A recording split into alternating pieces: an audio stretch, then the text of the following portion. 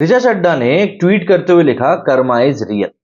Obvious सी बात है, इस ट्वीट में उन्होंने आगे पीछे कुछ भी कॉन्टेक्स्ट नहीं लिखा, लेकिन लोगों का यही मानना है कि इस ट्वीट का मतलब सीधा सीधा इशारा है कंगना रनौत की हालिया रिलीज फिल्म तेजस को लेकर, जो कि बॉक्स ऑफिस पर बुरी तरह से फ्लॉप हुई। इतनी बुरी तरह से फ्लॉप हुई है कि कंगना रनौत को सोशल मीडिया पर लोगों से थिएटर जाकर मूवी देखने की अपील तक करनी पड़ गई। उन्होंने साथ में यह भी कहा कि कोविड के पहले ही लोगों ने थिएटर में मूवी देखना थोड़ा थोड़ा कम कर ही दिया था, और फिर कोविड में रही कही कसर जो थी वो पूरी हो गई। लेकिन कोविड जब से नॉर्मल हुआ है, उसके बाद से लोगों ने थिएटर में बहुत ही सिलेक्टिव अप्रोच के साथ जाना शुरू कर दिया है। मतलब कि थिएटर में लोग मूवी देखने के लिए तभी जाते हैं जब उनको वाकई में लगता है कि ये मूवी देखने लायक है। मतलब अगर हम हालिया रिलीज फिल्म अक्षय कुमार की ही देखें, तो अक्षय कुमार की भी लगातार कई सारी फिल्में फ्लॉप रही हैं। बीच में एक OMG 2 जरूर आई थी, लेकिन वो एक बहुत बढ़िया कॉन्सेप्ट के ऊपर बनी हुई मूवी थी। उसको अगर हम छोड़ दें तो शाहरुख खान के अलावा और सनी देओल के अलावा कोई भी एक्टर हिट यहाँ पर होता दिख नहीं रहा है। ऐसे में तेजस का फ्लॉप होना कंगना रनौत के लिए किसी बड़े झटके से कम नहीं।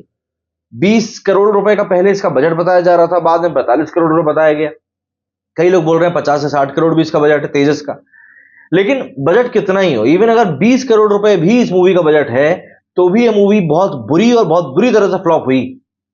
आप यूं अंदाजा लगा लीजिए कि इस मूवी ने अपने ओपनिंग डे के ऊपर 2.5 करोड़ रुपए की ओपनिंग करी थी, और यही इसका सबसे बड़ा कलेक्शन। इसके बाद लगातार इस मूवी का कलेक्शन गिरता गया और आज आलम यह है कि इस मूवी का कलेक्शन लाखों में सिमट चुका है। और बल्कि स्पेसिफिकली आपको बताऊं तो इसका कलेक्शन अब 20 से 25 लाख रुपए पे गिर चुका है, और अभी मूवी को रिलीज हुए पहला हफ्ता भी पूरा नहीं हुआ है। अब अगर हम इस मूवी का बजट देखें तो उसके हिसाब से पहले हफ्ते में इस मूवी को थोड़ा बहुत तो ढंग का कलेक्शन निकालना था, और ऊपर से कंगना रनौत की स्टार पावर। भाई इतने बड़े स्टार तो पहले 2-3 दिन में तो अपने चाहने वालों को ही थिएटर बुला लेते हैं, उसी में अच्छे खासे पैसे निकल जाते हैं। लेकिन यहां पर एक से बढ़कर एक घटिया मूवीज देखने के लिए मिल रही हैं, और चीजें बिल्कुल मुंह के बल आकर फ्लॉप हो रही हैं। अगर हम लोग देखें यहां पर कलेक्शन के बारे में, तो मंडे से इसका कलेक्शन बहुत ज्यादा गिरा है। मंडे को 40 लाख का कलेक्शन हुआ, कल भी 40 लाख का बताया जा रहा है, लेकिन आज बुधवार को तो भैया 20 लाख रुपए का कलेक्शन बताया जा रहा है, मतलब कि बद से बदतर। इन टोटल कलेक्शन की अगर हम बात करें तो अभी तक से कलेक्शन 4 करोड़ 35 लाख रुपए हो चुका है, जो कि कहीं से कहीं तक भी मुझे प्रॉमिसिंग नहीं दिख रहा है।